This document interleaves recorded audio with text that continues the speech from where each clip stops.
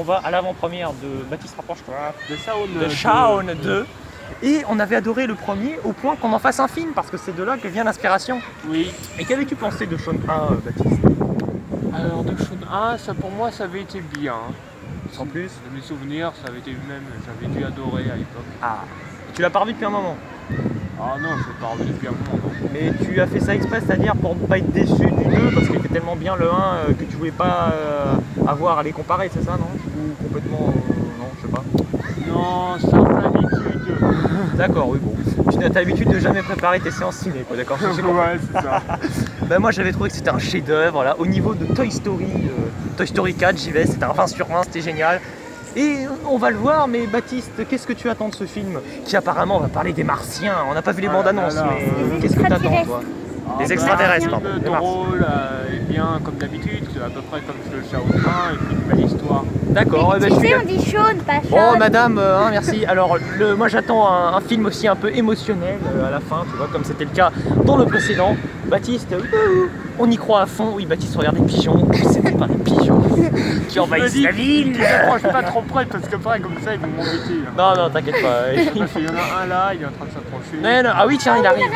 Excusez-nous, on va peut-être devoir couper. Non, c'est bon. Bon, allez, plus sérieusement, tu nous filmes toujours, merci.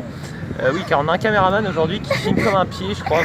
C'est vraiment pas Tarantino aujourd'hui qu'on avait. Ah ouais. En fait, j'ai eu totalement ce que j'ai voulu. À la perfection, alors. Ouais, à la perfection ou presque.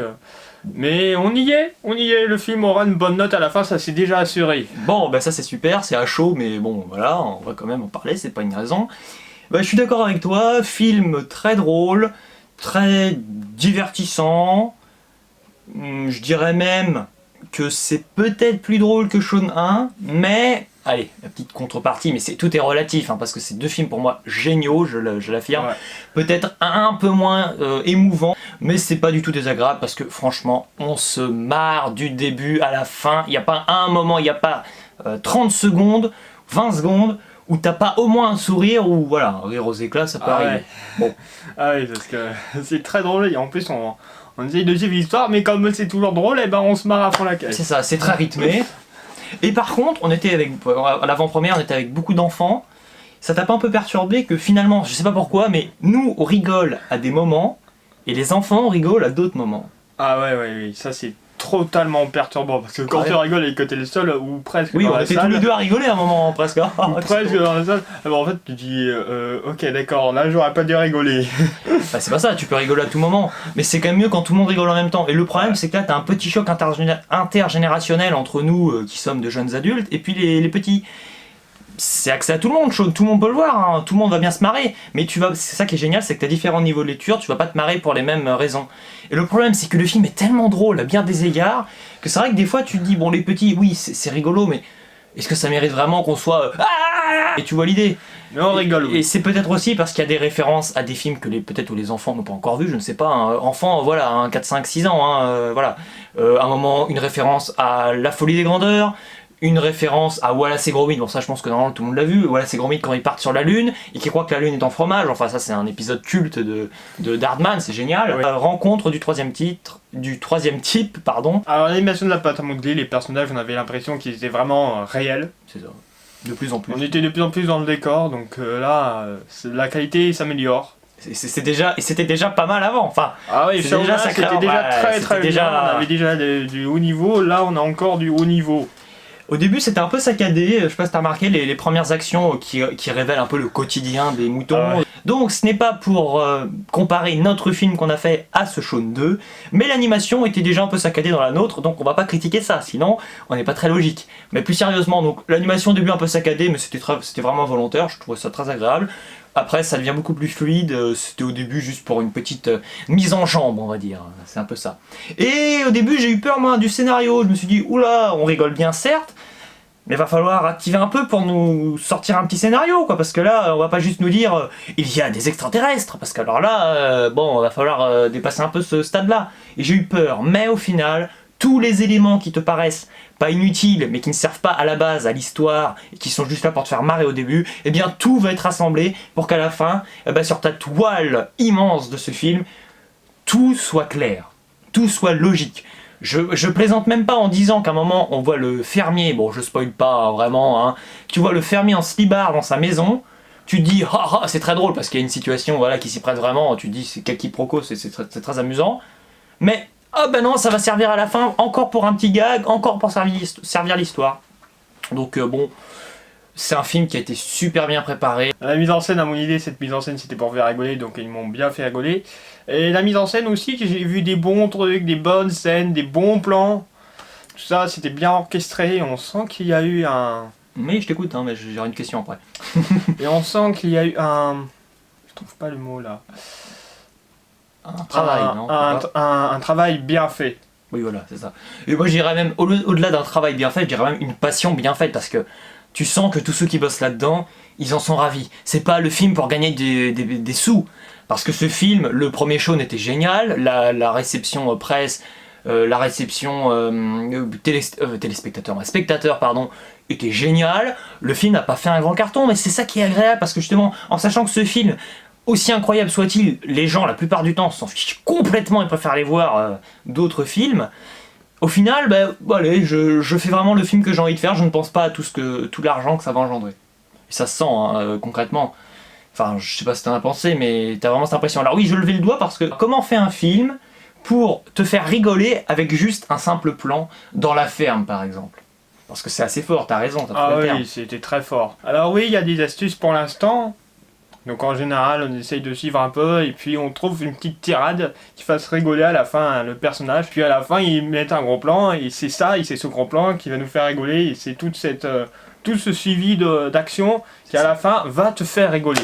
D'accord, pour toi c'est vraiment l'enchaînement qui fonctionne alors. C'est surrythmé à l'image d'un Grande Aventure Lego 1 et 2, sauf que là, ce que j'ai un peu de mal avec ces deux autres films que je viens de citer, c'est que dans Shaun 2, là t'as vraiment le temps de suivre, hein. C'est pas mon sang, mais ils sont en train, je comprends pas, il y a 3 blagues à la seconde, je ne comprends pas ce qui se passe. Non, là c'est bien fluide, pas de problème. En plus, il y a vraiment un jeu avec les formes, t'as une pizza, d'un coup tu passes sur une planète, tu vois, t'as une continuité merveilleuse dans le récit, c'est vraiment bluffant. Moi j'avais déjà dit que pour Shaun 1 c'était un miracle, parce qu'une petite série avec des épisodes de 7 minutes, comment tu peux étaler ça sur 1h15, 1h20 ?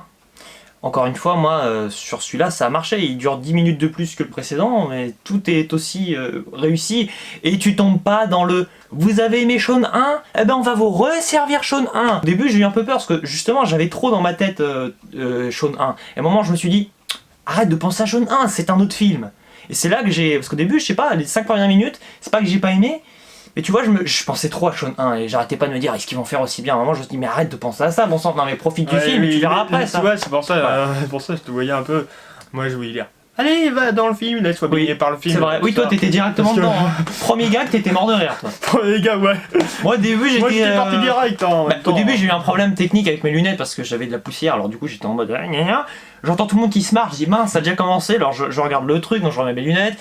Je dis, ah oui d'accord, ok, voilà, j'ai compris, donc premier gag, donc déjà j'ai raté le premier gag, bon baptisme, j'ai compris à peu près ce que c'était du coup après, mais je sais pas, c'est pas que je suis pas enfin c'est bête, mais c'est à cause de moi-même que je suis pas rentré dedans tout de suite, mais bon, après le titre arrive, allez Vlan, un petit gag par-ci par-là, super intelligent, moi voilà, je trouve ces gags intelligents, c'est pas le gag, ah il est tombé par terre, il est tombé sur une peau de banane, qu'est-ce que c'est drôle.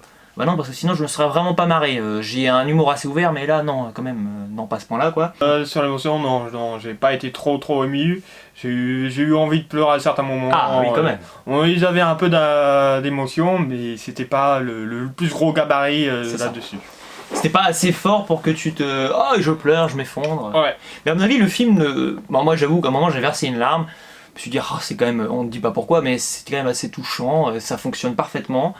J'ai pas pleuré, mais ça m'a vraiment fait le même effet que Shaun 1, c'est-à-dire je n'ai pas pleuré, mais je pense que j'ai été autant, voire plus impacté qu'à certains films comme Avengers Endgame où à la fin, bon j'étais en pleurs, mais c'est pas pour les mêmes raisons, c'est beaucoup moins forcé dans Shaun, franchement, moi je trouve que c'est d'un naturel assez incroyable, c'est dépaysant, c'est le cas de le dire, je pense, et je pense que nous pourrions également...